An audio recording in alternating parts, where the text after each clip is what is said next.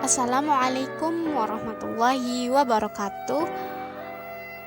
Kembali lagi bersama aku Vira Fadilah, dan di video kali ini aku mau membahas Islam di negara Mongolia. Mongolia adalah negara yang terletak di antara benua Asia Timur, berbatasan dengan Rusia di utara dan Republik Rakyat Cina di selatan. Geografi negara ini berbatasan dengan Gurun Gobi di selatan dan daerah pegunungan yang dingin di utara. Sebagian besar Mongolia sekarang menjadi gurun. Mongolia menganut aliran demokrasi. Mayoritas penduduknya beretnis Mongol yang menganut agama Buddha Tibet dengan kehidupan nomaden. Lebih tepatnya, etnik suku Mongol 90% dan 4% beretnik suku Kazakh. Populasi yang tinggal di Mongolia saat ini diperkirakan hanya 3 juta jiwa. Kebanyakan dari mereka beragama Buddha. Namun, ada juga beberapa orang Mongolia yang memeluk Islam. Menurut Pusat Penelitian PI, populasi Muslim saat ini di Mongolia diperkirakan mencapai 5% dari total populasi negara itu. Sebagian besar dari mereka adalah kelompok etnis Kazakh, dan mereka umumnya tersebar di 2 provinsi, yaitu Bayan Ulgi dan Kobud di Mongolia Barat. Seperti yang kita ketahui, bangsa Mongol menyerang kota Baghdad pada 10 Februari 1258 Masehi. Khalifah dan 300 pejabat senior negara menyerah tanpa syarat. 10 hari kemudian, mereka terbunuh, termasuk sebagian besar keluarga khalifah dan penduduk yang tidak bersalah. Serangan ke Baghdad yang merupakan pusat kekhalifahan Abbasiyah dan juga menyebabkan hancurnya berbagai karya intelektual para ilmuwan dan filosof Muslim. Selain pembantaian, bangsa Mongol juga membakar fasilitas belajar dan perpustakaan, serta membanjiri berbagai buku penting saat itu. Meski merupakan sejarah kelam bagi Islam, jatuhnya dinasti Abbasiyah dan beberapa negara Muslim lainnya menjadi titik awal penyebaran Islam ke bangsa Mongol. Setelah menguasai tanah Islam, bangsa Mongol pun hidup berdampingan dengan penduduk Muslim yang selamat dari perang. Penduduk Mongolia pun mulai hidup berbaur dengan penduduk Muslim dan menjadi akrab dengan nilai-nilai dan ajaran Islam. Saat itu merupakan titik awal bagi bangsa Mongol untuk percaya pada Islam. Keturunan Hulagu Khanlah yang mendirikan dinasti Ilkhaniyah, dinasti pertama Islam di Mongolia, dikarenakan berinteraksi dengan aspek sosial umat Islam, ajaran pribadi dan komunitas, menjunjung keadilan sosial dan keadilan bernegara karena pemikiran Islam yang diajarkan oleh Nabi Muhammad SAW membangkitkan minat dan perhatian para penguasa Mongolia dan memilih Islam sebagai agama mereka, serta mendirikan dinasti Ilkhaniyah sebagai kekuatan mereka. Selama ribuan tahun, Mongolia telah dikenal sebagai negara penakluk.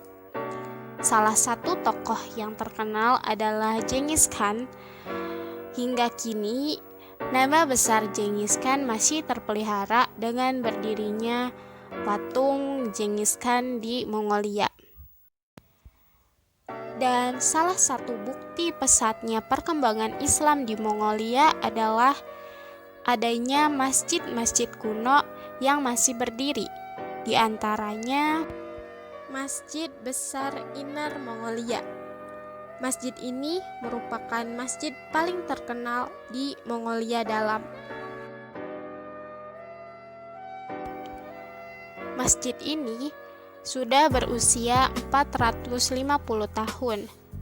Di masjid ini, anak-anak muda dididik untuk menjadi imam di daerahnya. Dari aspek fisik bangunan, Masjid Besar Inner Mongolia tidak seperti masjid biasa. Arsitekturnya khas Cina. Di dalamnya ada mihrab dan rak buku berisi Al-Quran. Sekarang, masjid ini banyak menarik wisatawan dari seluruh dunia. Untuk mendukung pembangunan masjid, umat Islam setempat selalu memberikan kontribusi melalui sumbangan dan lain sebagainya. Selanjutnya ada Masjid Dolon Selatan. Masjid ini terletak di daerah Dolon di bagian tengah daerah otonomi Mongolia Dalam. Daerah ini adalah daerah yang dekat dengan Beijing. Masjid Dolon adalah masjid paling awal di daerah tersebut. Masjid ini dibangun oleh pedagang Hui dan meliputi area seluas sekitar 750 meter persegi dan musolanya memiliki luas 245 meter persegi. Dan yang terakhir ada Masjid Bayan Olgi. Masjid ini terletak di pusat Tol Bosum di Bayan Olgi. Bentuknya unik dan berbeda dari masjid biasanya. Masjid Bayan Olgi tidak terlalu luas. Masjid ini berusia ratusan tahun dan masih digunakan untuk beribadah sehari-hari umat Islam sekitar. Wisatawan dari berbagai negara pun sering mengunjungi masjid kuno ini. Ghazan Khan. Ghazan lahir pada 4 Desember 1271 Masehi di Abaskun dekat Bandar Shah di pantai tenggara Laut Kaspia. Pada awal November 1295 Masehi, Ghazan menambahkan namanya menjadi Mahmud Ghazan Khan. Beliau adalah pertama di antara hulagukan Mongol dari dinasti Ilkhan yang menjadi penguasa Muslim. Dia mendedikasikan seluruh kekuatan dan energinya untuk Islam.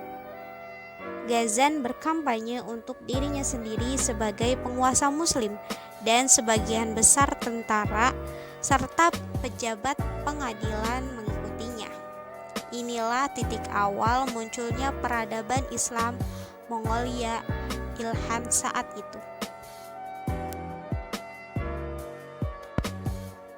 Seperti yang telah dijelaskan di awal, bahwasannya penduduk yang memeluk Islam di Mongolia diperkirakan mencapai 5%, dan sebagian dari mereka adalah kelompok etnis Kazakh, dan mereka umumnya tersebar di 2 provinsi, yaitu Bayan Olgi dan Kobud di Mongolia Barat. Meskipun Islam termasuk minoritas di Mongolia, tidak berarti syariat Islam tidak dijunjung tinggi oleh umat Muslim di sana. Ukhuwah yang terus terjalin dan suasana yang masih kental dengan adat istiadat suku Kazakh, suku Muslim di Mongolia. Agama adalah kriteria utama untuk membedakan orang Kazakh dari orang Mongolia.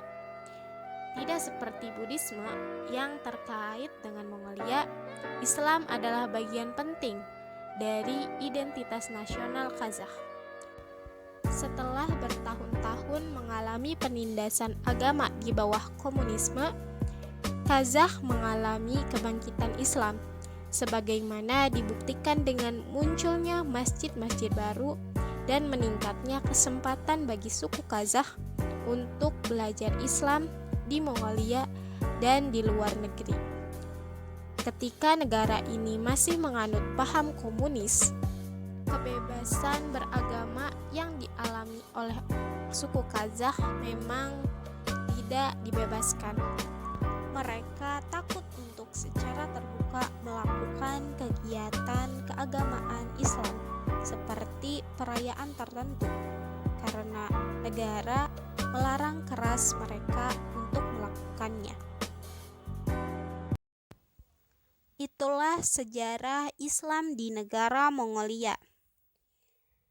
Saya harap video ini dapat menambah pengetahuan serta bermanfaat bagi yang menonton. Terima kasih. Wassalamualaikum warahmatullahi wabarakatuh.